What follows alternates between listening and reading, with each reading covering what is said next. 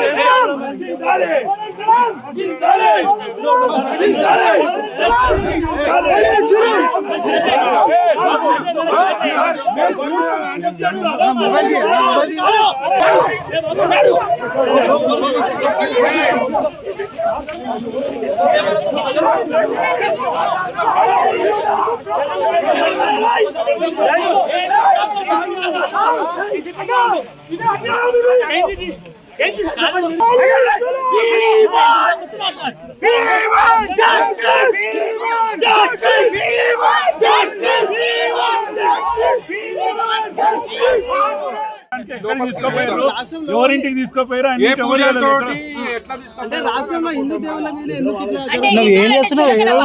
హిందూ వ్యతిరేక ప్రభుత్వం కాంగ్రెస్ అందుకొరకు చేస్తుంటారు. అదే ఓఎస్సీ కాలేజ్ మీదకి పోవచ్చు కదా.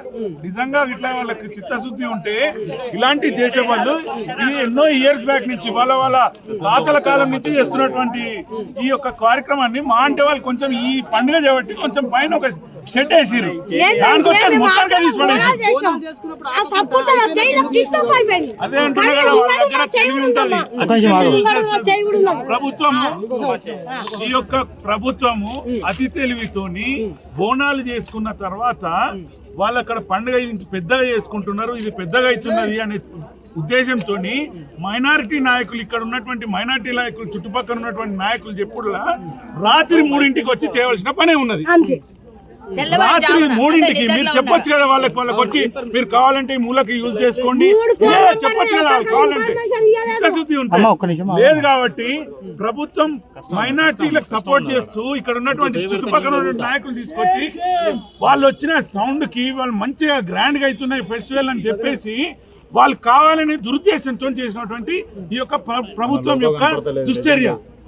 ఈ యొక్క మన ఎంఆర్ఓ గారు ఇక్కడికి వచ్చిన తర్వాత గవర్నమెంట్ వర్క్ మీద వచ్చింది అనుకుందాము, వస్తే ముందర ఇంట్లోకి పోయి వాళ్ళు ఎవరెవరు ఇంట్లోకి పోవాల్సిన అవసరమే ఉన్నది. ఏదైతే ఉన్నది ఈ గుడి గురించి అనేది తెలుసుకుందామని మీ అందరం కలిసి హిందూ బంధువులందరూ కూడా రావడం జరిగింది. దాన్ని నిజం తెలుసుకుందామంటే సిఐ గారు ఏం చెప్పారంటే మీరు కొంచెం సేపు వెయిట్ చేయండి ఎంఆర్ఓ గారు వస్తున్నారని చెప్పారు. కానీ వాళ్ళు వేరే విధంగా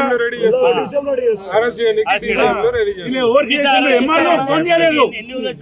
కాంగ్రెస్ గవర్నమెంట్ వాళ్ళకి ఫోన్ చేసి మైనార్టీ గవర్నమెంట్ వాళ్ళకి ఫోన్ చేసి ఏం చేస్తే మంచిగుంటుందని తెలుసుకొని వాళ్ళు ఇప్పుడు చేస్తున్నారు. వదిలిపెట్టేది లేదు. మా దగ్గర పెద్ద పెద్దలు రాబోతున్నారు. భారతీయ జనతా పార్టీ ఎప్పటికీ ఇలాంటి కార్యక్రమాలకి అండగా ఉంటుందని మీ అందరికి తెలియజేసుకుంటున్నాను.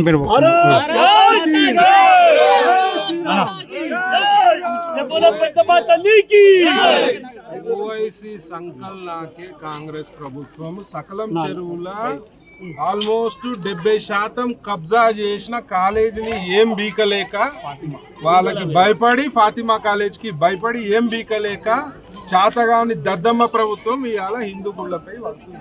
ఇవాళ కాంగ్రెస్కి ఓటేసే హిందువులకు సిగ్గుండాలి, కాంగ్రెస్కి ఓటేసే హిందువులు తలదించుకునే పరిస్థితి. ఆల్రెడీ కాంగ్రెస్ రాగానే దునియా గుళ్ళపై దాడులు జరిగినాయి. ఈ మధ్య దాడులు జరుగుతున్నాయి అంటే ఎవడో దుండగుడు దాడి చేయాలి, లేదంటే కాంగ్రెస్ ప్రభుత్వమే దుండగుడు రూపంలో దాడి చేయాలి. ఇవాళ వచ్చి అర్ధరాత్రి దొంగల లెక్క విగ్రహాన్ని తీసుకుపోయి వేరే గుళ్ళ పెట్టాల్సిన అవసరం లేదు.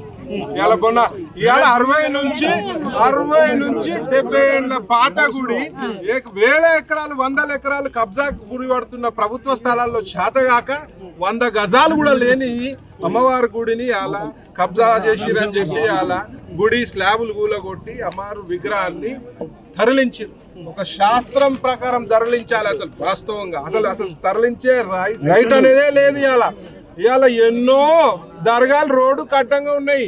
మరి మీకు అంతా మొగోళ్ళు అయితే మరి దర్గాల దగ్గర పోయి మాట్లాడండి. ఇవాళ హిందూ దేవాలయాలపై కాదు మీ దాడి. దర్గాలు ఎన్ని ఉన్నాయి, అక్రమ కట్టడాలు ఎన్ని ఉన్నాయి, పెద్ద పెద్ద అక్రమ కట్టడాలు ఇవాళ FTL పరిధిలో కడుతున్నారు. మరి వాళ్ళతోటి రాజీ గుర్చుకొని మా హిందువులపై దాడి, హిందూ దేవతలపై దాడి, హిందూ గుళ్ళని ధ్వంసం చేయడమే ఇలా లక్ష్యంగా పెట్టుకున్నారు.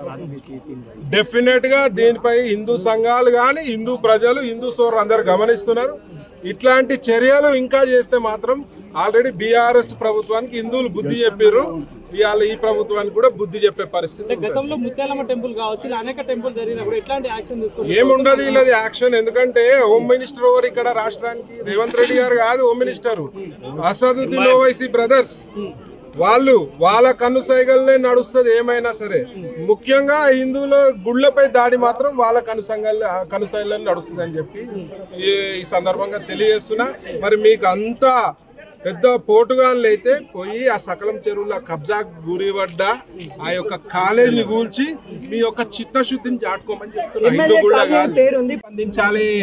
వేరే పార్టీ స్పందించరు.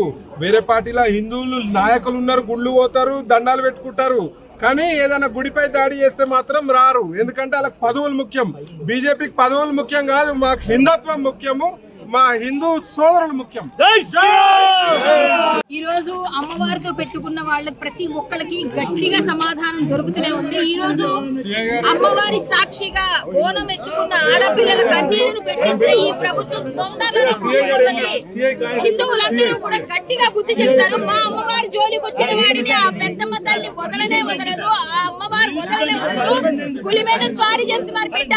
మీకు దమ్ము ఉంటే, మీకు సిగ్గుంటే, శరం ఉంటే వెళ్ళి పైన రోడ్డు మధ్యలో ఉన్న దర్గాల్ని మాటలు కూడా కూల్చి మా గుడుల దగ్గరకు రండి.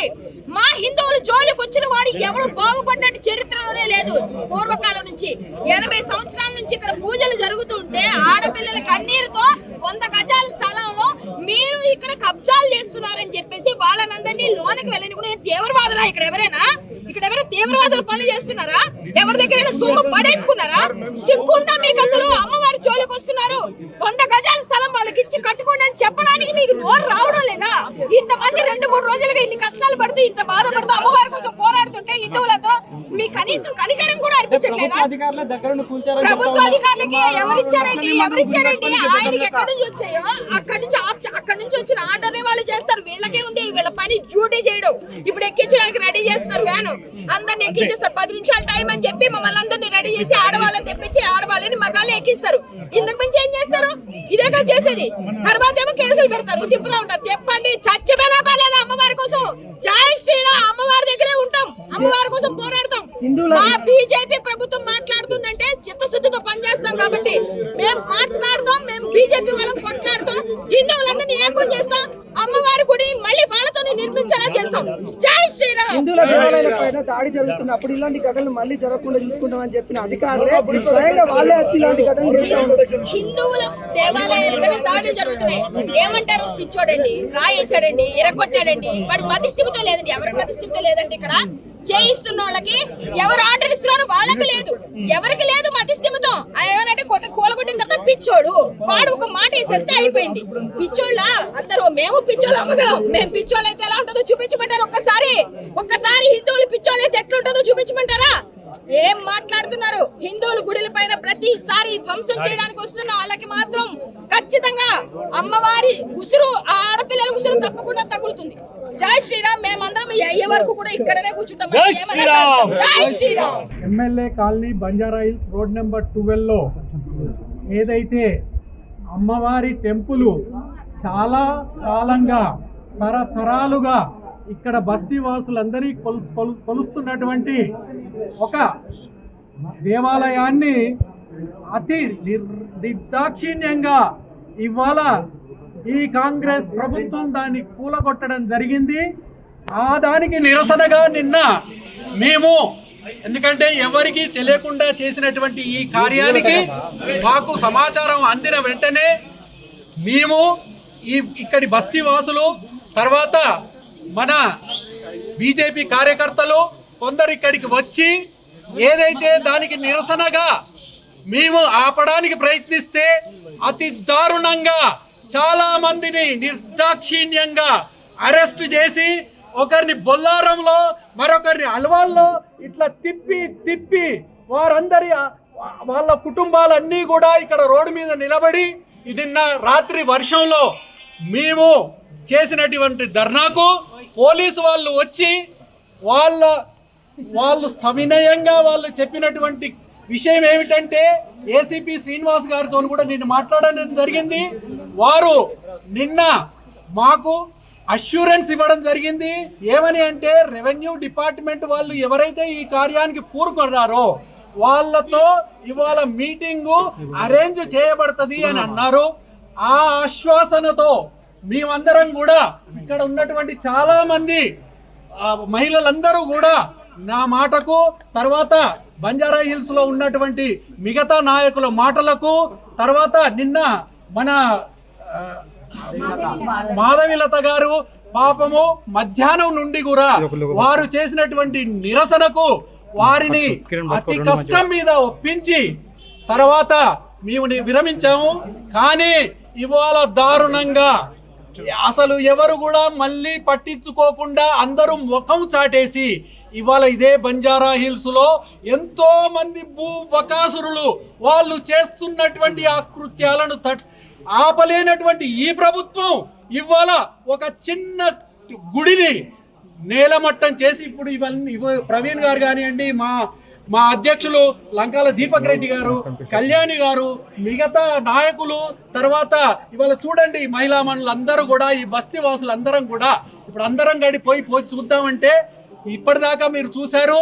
ఇవాళ పోలీస్ వాళ్ళు ఏదైతే దారుణంగా ఎవరిని అలౌ చేయకుండా మా 4-5 పంపించారు. కానీ మా ఆశ్చర్యానికి ఏమిటంటే అక్కడ ఏమీ లేకుండా చేశారు.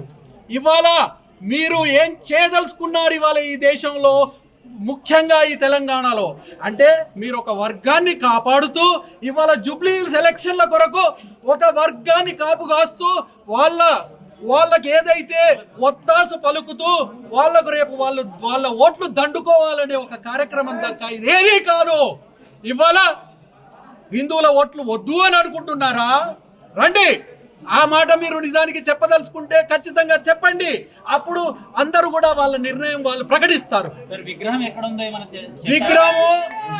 చెప్పడం ఏమీ లేదండి. నిన్న సాయంత్రం విగ్రహాన్ని చాటుమాటుగా తరలించేసి తర్వాత ఆ మాట కూడా చెప్పారు. ఇవాళ విగ్రహాన్ని కూడా మాకు అప్పచెప్తామనే ఆశ్వాసనతోనే నిన్న మేము ఇక్కడ నిరసన కార్యక్రమాన్ని విరమించుకున్నాం. ఇవాళ మా మిత్రులైనటువంటి మా సెంట్రల్ జిల్లా అధ్యక్షులు లంకాల దీపక్ రెడ్డి గారు, తర్వాత ప్రవీణ్ గారు, తర్వాత కళ్యాణి గారు, మిగతా నాయకులందరం కూడా ఇవాళ ఇక్కడికి చేరుకున్నది కూడా మాకు ఆ విగ్రహాన్ని ఇస్తారని, తర్వాత మాకు రెవెన్యూ డిపార్ట్మెంట్ తో మీటింగ్ అరేంజ్ చేస్తారని మేము అనుకుంటే ఇవాళ మీరే చూస్తున్నారు మీడియా సాక్షిగా ఇక్కడ ఎవరు కూడా వచ్చి మాకు చెప్పే వాళ్ళు లేరు. ఇది ఇవాళ తప్పకుండా ఇవాళ ఈ ప్రాంతం నుంచే మేయర్ గారు ఉన్నారు. నిజంగా ప్రస్తుతం ఉన్నటువంటి సమాజం దేనికి ప్రయారిటీ ఇస్తుంది? ఆర్థిక సంబంధాల చుట్టూ మాత్రమే తిరుగుతుంది. మళ్ళీ ఎన్నికలంగానే చాలా విరక్తి కలుగుతాం. మంచి అనిపిస్తుంది కదా, లేడీస్ కూడా ఛాలెంజింగ్ జాబ్స్ చేసినప్పుడు చాలా బాగుంటది. ట్రాఫిక్ అసిస్టెంట్స్ గా నియమించిన ట్రాన్స్జెండర్స్ అందరితో సాల్యూట్ చేయించుకుంటున్నారు. ఫుడ్ డెలివరీ ఇవ్వటానికి వెళ్ళినటువంటి డెలివరీ బాయ్ అనిల్ పై కళ్ళ ముందు పెళ్ళండి